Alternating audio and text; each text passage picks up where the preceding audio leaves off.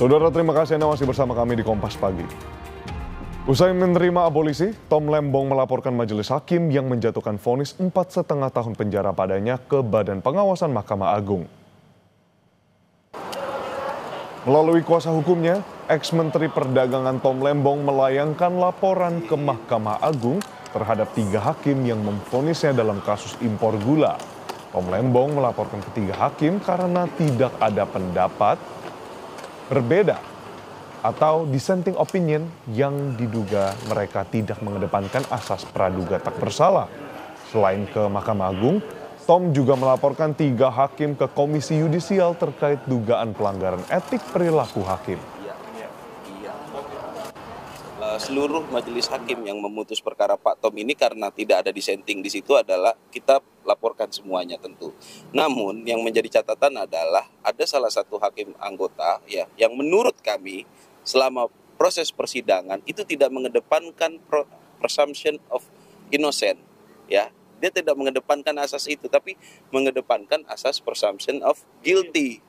Jadi Pak Tom ini seolah-olah memang orang yang udah bersalah, tinggal dicari aja alat buktinya. Padahal tidak boleh seperti itu proses peradilan. Pak Tom akhirnya bebas. Bahwa saya kembali dengan semangat yang tidak retak lagi patah. 1 Agustus lalu, mantan Menteri Perdagangan Thomas Trikasi Lembong resmi mendapat abolisi dari Presiden Prabowo Subianto. Tom Lembong bebas dari rumah tahanan Cipinang, Jakarta Timur pada Jumat malam sekitar pukul 22.06 WIB. Selain mengucapkan terima kasih kepada Presiden Prabowo Subianto dan DPR RI, Tom menyatakan pemberian abolisi dari Presiden Prabowo tak hanya membebaskan dirinya secara fisik, tetapi juga memulihkan nama baik dan kehormatannya. Saya juga ingin mengucapkan terima kasih yang sebesar-besarnya kepada Presiden Republik Indonesia, Bapak Prabowo Subianto, bersama atas pemberian abolisi, serta kepada pimpinan serta anggota Dewan Perwakilan Rakyat atas pertimbangan dan persetujuannya. Keputusan ini bukan hanya membebaskan saya secara fisik, tetapi juga memulihkan nama baik saya dan kehormatan saya sebagai seorang warga negara. Saya tahu keputusan ini tidak mudah dan saya menghormatinya sebagai sebuah keputusan konstitusional yang lahir dari pertimbangan yang mendalam. Sebelumnya, Kejagung secara resmi menetapkan Menteri Perdagangan periode 2015-2016 Thomas Lembong sebagai tersangka dan langsung ditahan pada 29 Oktober 2024 lalu. Tom diduga menyalahgunakan wewenang saat menjabat sebagai Menteri Perdagangan dengan memberikan persetujuan impor gula kristal mentah kepada pihak swasta untuk diolah menjadi gula kristal putih.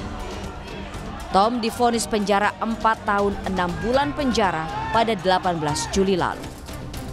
Menanggapi pemberian abolisi oleh Presiden Prabowo Subianto kepada Thomas Lembong, Joko Widodo menyatakan hal tersebut merupakan hak prerogatif Presiden yang diberikan undang-undang dengan mempertimbangkan sejumlah aspek. Hak prerogatif, hak istimewa yang diberikan oleh Undang-Undang Dasar kita kepada Presiden.